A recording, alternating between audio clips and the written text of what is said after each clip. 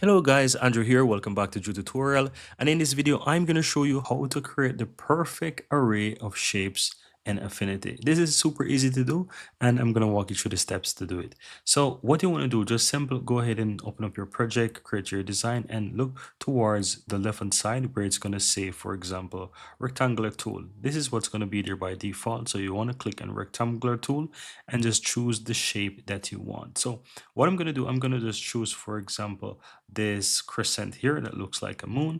And once you click on it, now you want to go ahead and draw the first shape.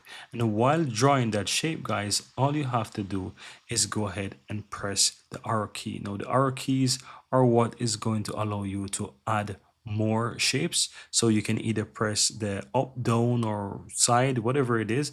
And let's go ahead and do, for example, the right key. And as you can see, the more I press it to the right, it's going to create more shapes. And if I click down, it's going to make another one for me. Then from here, you can go ahead and let go.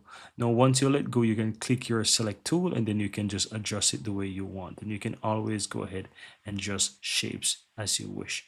And that's pretty much it, guys. So if you're looking for a way how to go ahead and create a perfect array of shapes, this is how you can easily do it. And then you can go ahead and change the colors as you wish.